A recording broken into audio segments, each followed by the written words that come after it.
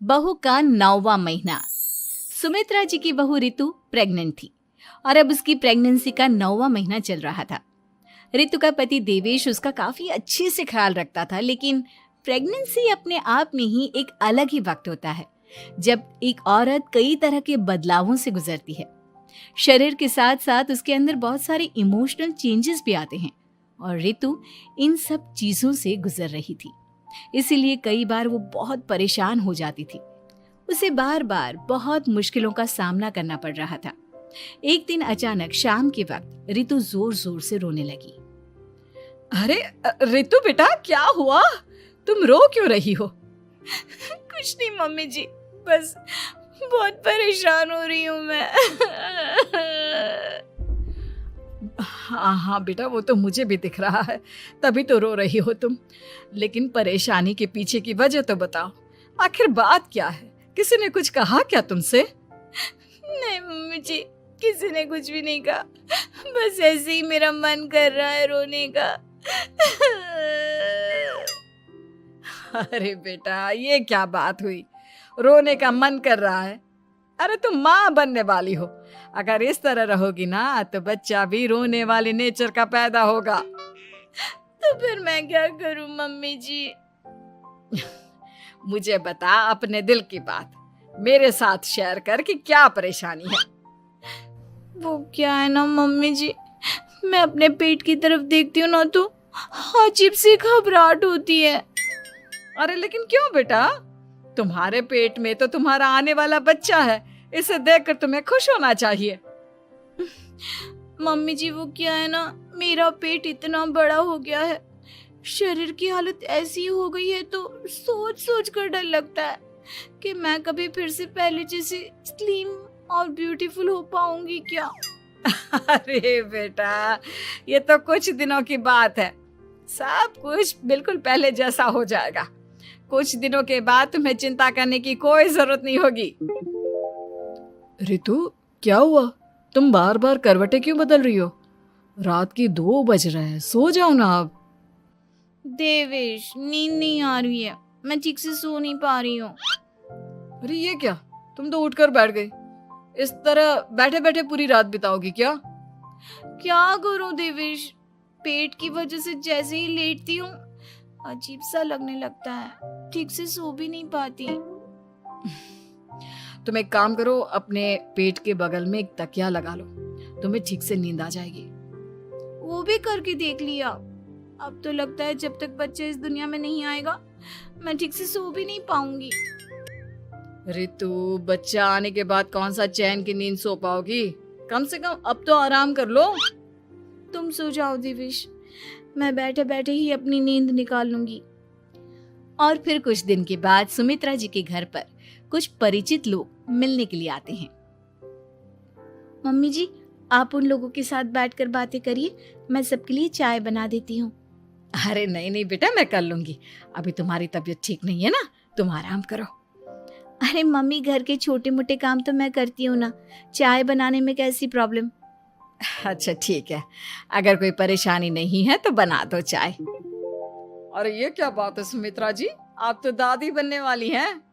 हाँ जी, बस ठीक ठाक तरीके से मेरा पोता या पोती इस दुनिया में आ जाए तो चैन हो जाए। सही कहती हैं बहन जी, एक औरत के लिए ये वक्त बहुत मुश्किल होता है। वैसे बहू की तबीयत तो ठीक है ना? हाँ हाँ, तबीयत तो ठीक है, बस ऐसे ही थोड़ी बहुत परेशानी है जो इस वक्त होती है, उसी से गुजर रही है। पहली बार माँ बन रही है ना, कभी कभी परेशान हो जाती है। सुमित्रा जी रिश्तेदारों से बात करती है और उन्हें काफी देर हो जाती है। रिश्तेदारों के जाने के बाद, अरे रितु बेटा, तुम अभी तक किचन में काम कर रही हो?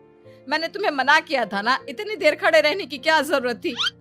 मम्मी जी, वो मुझे लगा रात के खाने में देर हो जाएगी, इसलिए मैं साफ उधर बिजी थी तो मैं खाना बनाने लग गई थी। अरे बेटा, तुम तो बिल्कुल कुछ भी नहीं समझती, जरा अपने पैरों की हालत तो देखो। हाँ मम्मी जी, मुझे भी ना पैरों में बहुत भारीपन लग रहा है। ये भारीपन नहीं है, ज्यादा देर खड़े रहने की वजह से तुम्हारे पैरों में सूजन आ गई है। अब कमरे में जाकर आराम करो, चलो। और सुनो, अपने पैरों के नीचे ना तकिया लगा लेना, सर के नीचे मत लगाना, ठीक है? अपने कमरे में जाने के बाद यार ये प्रेगनेंसी भी कितनी अजीब चीज है, कभी रोने का मन करता है, कभी हंसने का। घर में सब मुझे बहुत प्यार करते हैं, लेकिन प्रेगनेंसी की जो प्रॉब्लम्स मैं फेस कर रही हूँ वो मैं किसी को नहीं समझा सकती। ये सब कब ठीक होगा? और फिर एक रात अचानक रितु नींद में उठकर बैठ जाती है और अपने पूरे शरीर पर खुजली करने लगती है। देवेश की आंख खुलती है और वो रितु को इस तरह खुजली करते हुए देखता है। अरे क्या हुआ रितु, तुम ठीक तो हो ना? पता नहीं क्यों देवेश, लेकिन अचानक से पूरे शरीर में खुजली हो रही है। दिखाओ जरा मुझे। अरे लेकिन तुम्हारे शरीर पर तो कोई मच्छर के काटने की या किसी तरह के रैशेस भी नहीं है, फिर खुजली क्यों हो रही है? लगता है ये भी प्रेगनेंसी की कोई नई प्रॉब्लम है। अरे अरे परेशान मत हो, मैं मम्मी को बुला कर लाता हूँ। सुमित्रा जी के आने के बाद अरे क्या बात है बेटा, इस तरह क्यों खुजली कर रही हो? अचानक से क्या हो गया तुम्हें? मम्मी जी ऐसा लग रहा है जैसे सर से पैर तक पूरे बदन में मच्छरों ने काट लिया हो। अरे लेकिन इसमें रोने की क्या बात है, चुप हो जाओ, सब ठीक हो जाएगा। हाँ मैं बहुत परेशान हो गई हूँ, बस अब जल्दी से बच्चा इस दुनिया में आ जाना चाहिए ताकि मुझे इन सारी प्रॉब्लम से मुक्ति मिले। ऐसा नहीं कहते रितु, माँ बनना तो दुनिया की सबसे बड़ी खुशखबरी है और ये सारी परेशानियां तो सबके साथ होती है। जानती हूँ, लेकिन फिर भी क्या करूँ, रात को सो नहीं सकती, कभी पेट भर के खाना खा लेती हूँ तो उल्टी करने का मन करता है, ज्यादा देर खड़ी हो जाती हूँ तो पैर में सूजन आ जाती है, ज्यादा देर बाहर घूमने भी नहीं जा सकती वरना टॉयलेट की प्रॉब्लम।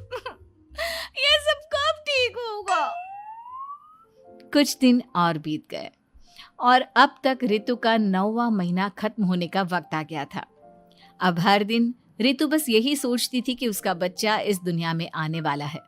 हाँ, वो बात अलग थी कि वो कई तरह की इमोशनल चेंजेस से गुजर रही थी और फिर एक दिन अचानक, देवेश मुझे ना चाउमीन खाने का मन कर रहा है। अभी रात के 12 बजे? अरे रितु, इस वक्त चाउमीन कहाँ से लेकर आऊंगा मैं? किसी होटल में फोन करो ना, कोई तो डिलीवर करता होगा ना इतनी रात को। नहीं नहीं रितु, इतनी रात को कोई डिलीवर नहीं करता, तुम कल खा लेना, मैं कल तुम्हारे लिए लेकर आऊंगा बस। नहीं, मुझे अभी खाने का मन कर रहा है, मुझे अभी खाना है। अच्छा अच्छा ठीक है, एक काम करो, मैं किचन में जाकर तुम्हारे लिए मैगी बना कर लाता हूँ, क्या पता उसे खाकर तुम्हारा मन ठीक हो जाए। हाँ ठीक है। देवेश रितु को मैगी बनाकर खिला देता है, लेकिन अगले दिन अचानक से रितु की तबीयत खराब हो जाती है। क्या हुआ है बहू को? बेटा तूने कुछ उल्टा सीधा तो नहीं खा लिया ना? मम्मी वो कल आधी रात को चाउमीन खाने की बात कर रही थी तो मैंने इसे मैगी बनाकर खिला दी। अरे लेकिन एक बार मुझसे तो पूछ लेता, इसी वजह से उसे अजीब सा लग रहा है। कोई बात नहीं, वैसे भी बच्चा आने का वक्त पास आ गया है ना, इसलिए ये सब चीजें हो रही है। मेरे पेट में बहुत दर्द हो रहा है, जब से मैगी खाई है तब से पता नहीं क्या हो गया। अरे कुछ नहीं हुआ बेटा, बस कुछ दिन की बात और है, परेशान मत हो। चल हम तुम्हें ना डॉक्टर के पास ले चलते हैं। हॉस्पिटल जाने के बाद, डॉक्टर साहब मेरी बहू की तबीयत ठीक तो है ना? हाँ, वैसे तो सब कुछ ठीक लगता है, डाइजेशन का प्रॉब्लम हो गया है, ऐसे वक्त में हो जाता है। प्रेगनेंसी की वजह से पेट के ऊपर बहुत प्रेशर आ जाता है, इसलिए डाइजेशन थोड़ा वीक हो जाता है। और उन्होंने रात के वक्त मैगी खा ली, इसलिए उनको ये प्रॉब्लम हो गया। डरने वाली कोई बात नहीं है। थैंक यू डॉक्टर साहब, अब हम इसका ध्यान रखेंगे। लेकिन अब रितु की डिलीवरी का वक्त पास आ गया है, आपको उनका पहले से भी ज़्यादा ध्यान रखना होगा। मैंने चेकअप कर लिया है, 1 सप्ताह के अंदर रितु की डिलीवरी होने के पूरे चांस है। एक दिन अचानक किचन में काम करते करते रितु के पेट में बहुत तेज दर्द होने लगता है। देवेश, मम्मी जी जल्दी आइए।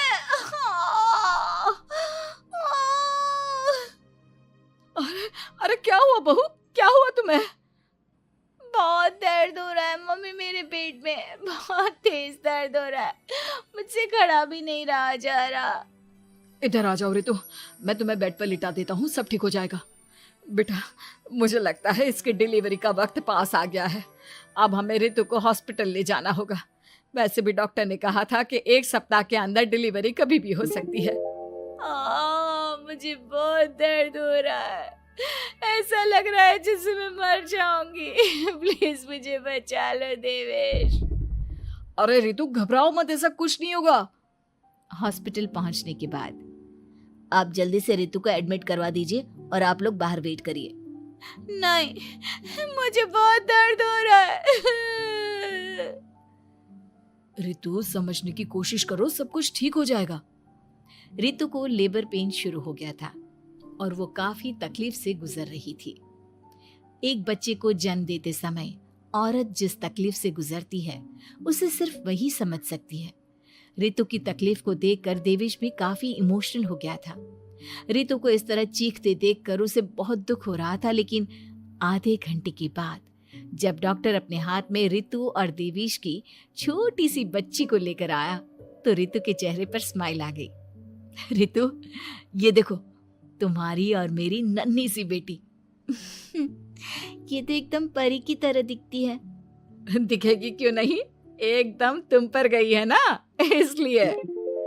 लेकिन मम्मी, उसकी नाक तो मेरे जैसी है। अच्छा ठीक है, नाक तुम रख लो, बाकी सब मेरे जैसा।